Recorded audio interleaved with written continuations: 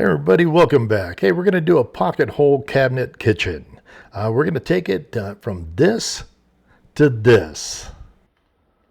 We're going with a traditional shaker style cabinetry with pull-out trays that hold lots of good stuff. With the soft closed doors, big drawers, everything's soft close.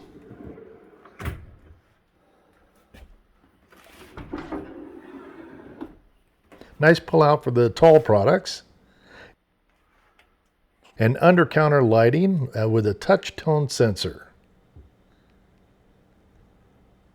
Works out really nice.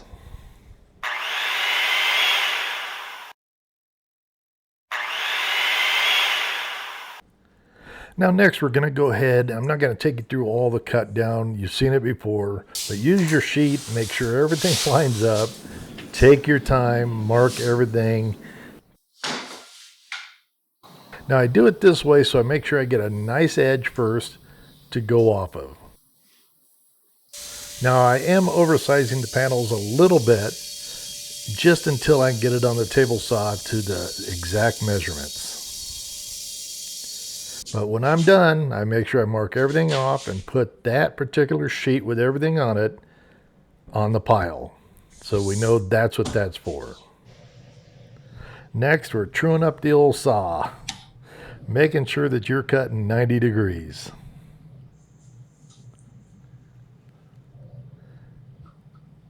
Now I like to use about a tooth high on that.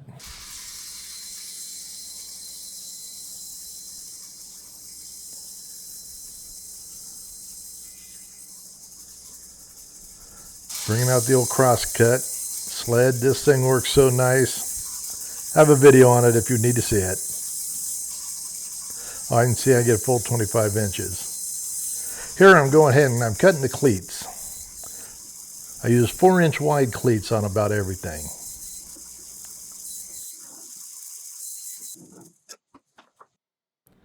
Now I marked the bottom about 2.5 inches. That's where the bottom shelf's going to go.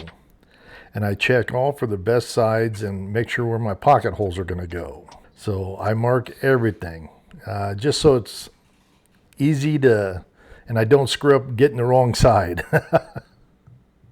Let's go and cut the dado for the back to rest in.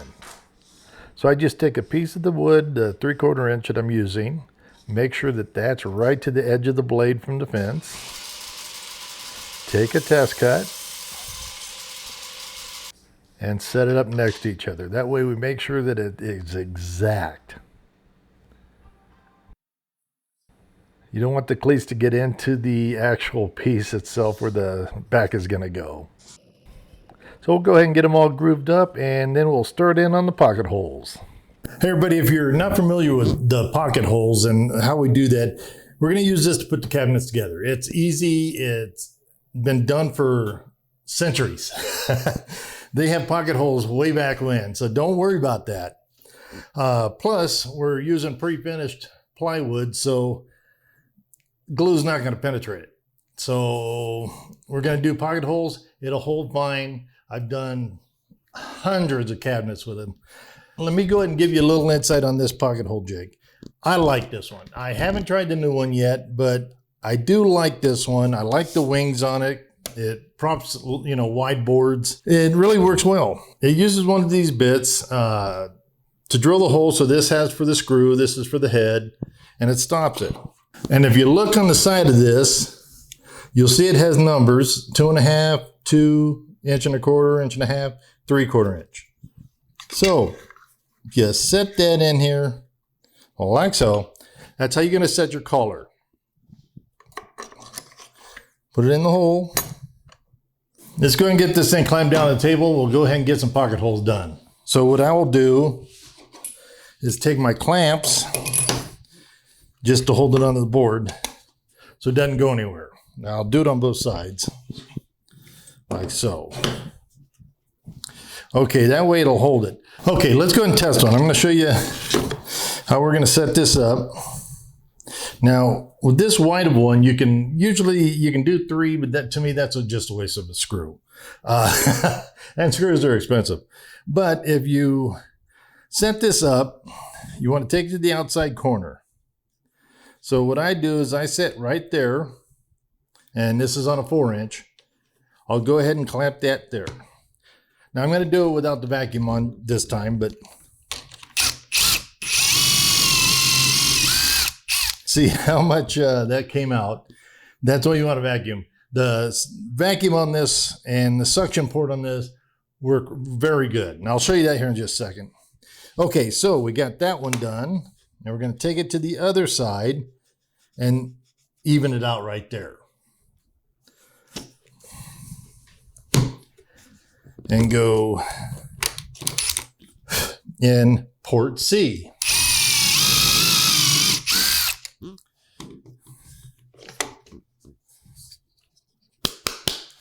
And that gives us a nice cut. Now I need a newer drill bit.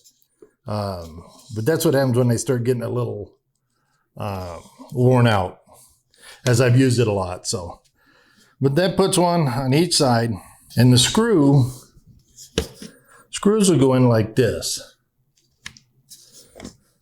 Where they go inside the pocket hole, they're going to catch that other piece down in here. And it's a strong, strong joint. Okay, let's go and do a panel.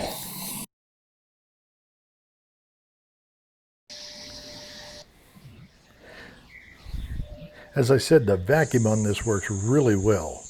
No chips and no spit out. Now normally on a cabinet, I'm going to put the foot space right here of 3 by 4 inches. So you go 3 or 4 inches tall, 3 inches back, and it'll just make it look really nice that way. All right, these are the floor cabinets. We're going to go ahead and we're going to put in 4 inches up. There will be a line.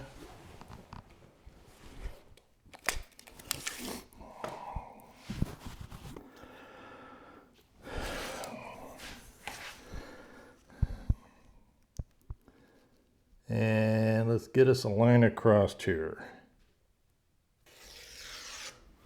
Okay, next we're going to go ahead and do 3 inches back. Go ahead and put this on here. So now we got our toe kick marked out. We can cut it different ways. You can cut it with the bandsaw. You can cut it with a jigsaw. You can cut it with whatever you want to make a straight line out of. You can cut it with. We're going to go ahead and get these cut out, and then we'll get it assembled and we'll get it ready for the face frames.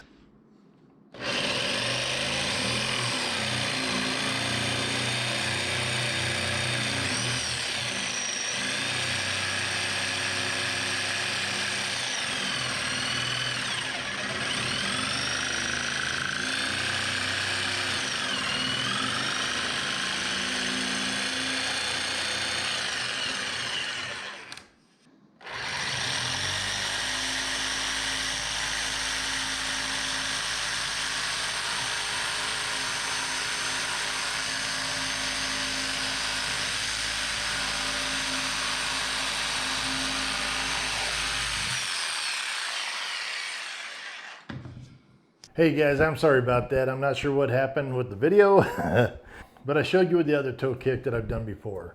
I apologize for that, but on we go. Let's go and assemble one of the bigger bottom cabinets. Okay, here's the kick plate. Here is the bottom with all the, like so.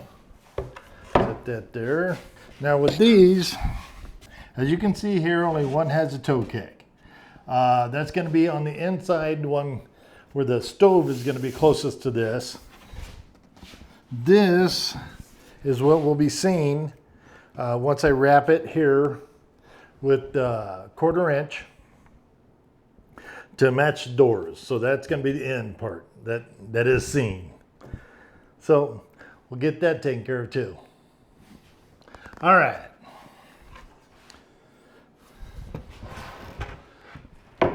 Lay this down. This one's already marked. here at the 4 inches. We're going to go ahead and mark this 4 inches, and then we can put the bottom in and get it set. So I'm just going to go ahead and mark it up. All right, so we're going to go ahead and take this and mark it at 4 inches. And then we'll go ahead and use a ruler.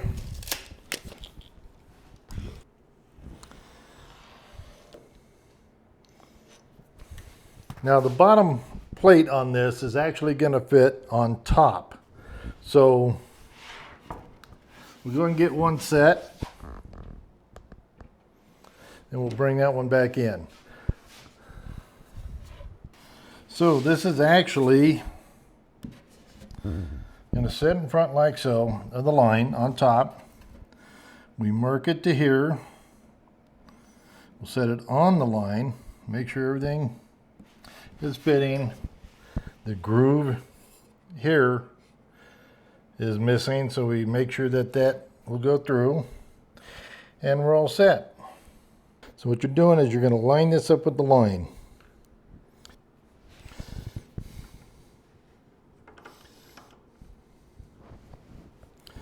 This like so.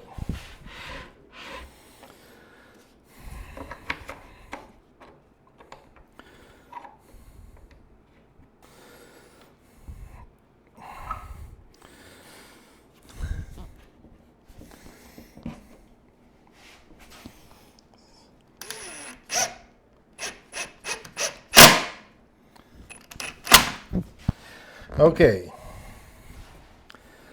See, so what that's doing is it's taking it to the screw mark itself. So we can go ahead and keep going with that. Use this clamp just to kind of hold it. But I'm going to actually go to this one. Bring it back.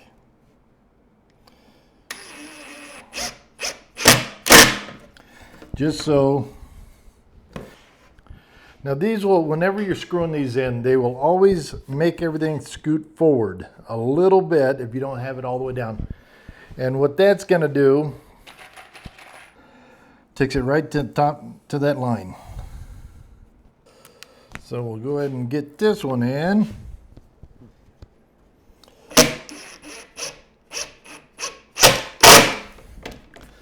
And there we go. Now we can go ahead and get the toe kick put in, which is this piece here.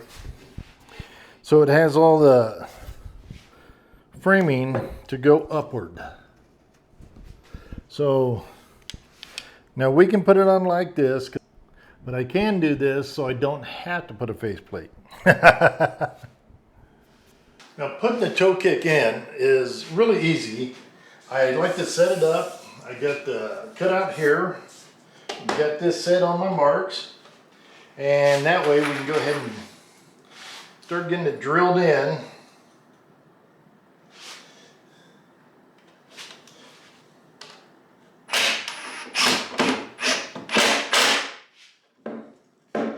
Just like so.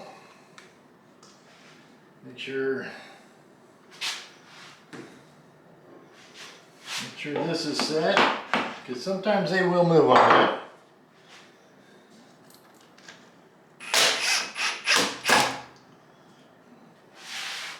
Get the top set up.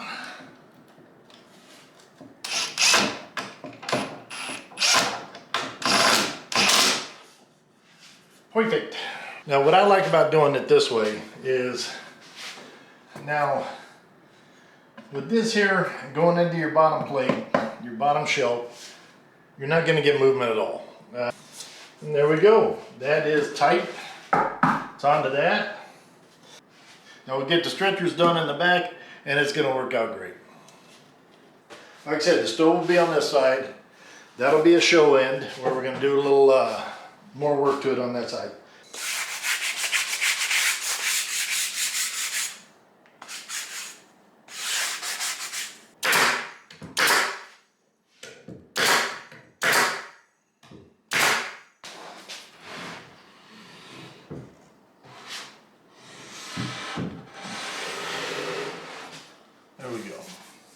Then we have your nice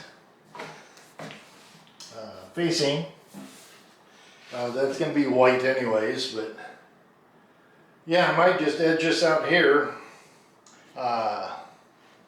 just so we can paint it. It's not going to be a big deal. Okay, what I like to do here is I like getting squares put on here, right angles, like this. Now they do sell a kit that I use, you know, aluminum one that I use regularly, but these are from Rockler. They work really well. Such as this. Put this to the outside.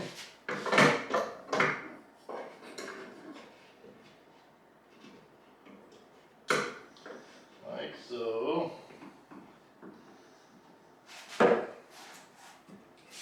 Then just so it kind of helps keep it square. Actually, it helps a lot. Here's your stretcher. We're going to go ahead and put it in the top section.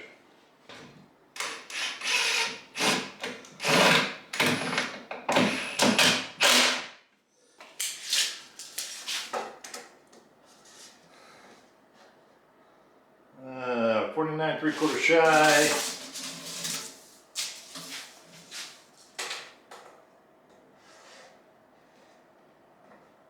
49 3/4 shy.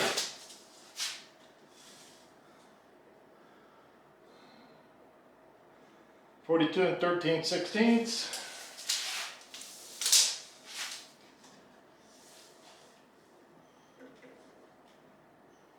42 13/16. There you go. I like it this way. So next is what we're going to do is now that we got the nailer for the back, we have the nailer for the, well actually a screw in and keeps it square for the top. We're going to put figure 8s on here to hold the top. But next we're going to go ahead and cut out the backs on this. Make sure they're square, get the back pieces in place, and get them nailed in and screwed in. I screw them in because I like having a little more rigidity to them. Okay, next we're going to go ahead and cut up and break down the back panels. Okay, using our template layout for the less waste we can get out of it, will come out of that, and we'll go and get these cut and we'll get them set in, make sure the cabinets are square and so forth, and I'll show you how to do that here in just a sec. Once the cabinets are done, I've already did the backs on the others. I'll show you that here in just a second, but I just want to show you how I do it and how I put it in. Makes it nice and easy, nice looking. You're going to want to do it every time. Now, remember the grooves we cut earlier? That's where the backing's going to go. So we're going to slide that down into here. What I like to do on the edges, especially the sides, just kind of give it a little bit of a rub. Both sides. Okay, it's really simple. You go ahead and let's get this dude set up right inside there.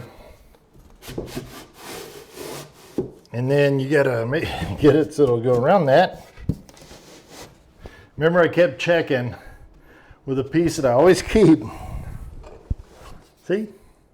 I always keep checking to make sure that this will fit through when I build these. So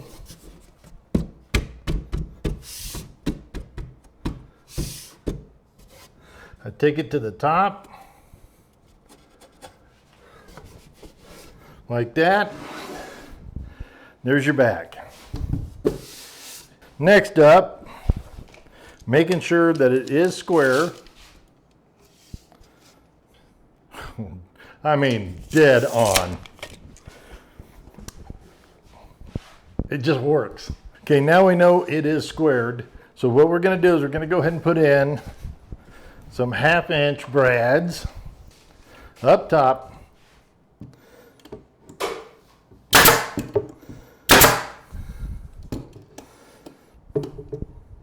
Because what we're going to do here is So we're going to go ahead and countersink some 1.25 inches through the stretcher, through the backing, and into this. That way we have a real strong cabinet because they're up on the wall. You don't want them moving around. It's just a good way to go. Now you can mark them out or just, kind of just take it by eye.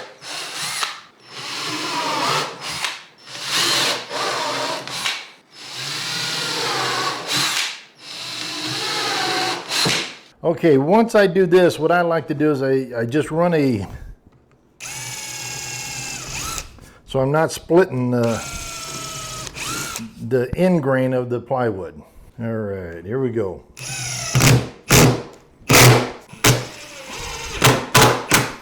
Now I'm not putting them in real tight. I am squeezing it all the way though, just so it doesn't have any movement.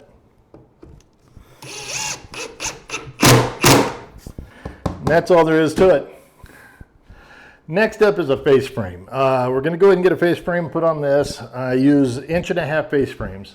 The top I'm going to use like 4 inches, bottom 2.5, and all the styles are all 1.5 inches. So that just gives it so much more strength when it's up on the wall. Hey guys, I just want to take a quick second to say thank you to all of you. We hit our 1 million views. That is freaking great. I am so excited and I thank you so much. And I mean, our subscribers are going crazy. You guys are fantastic. I can't thank you enough for that too.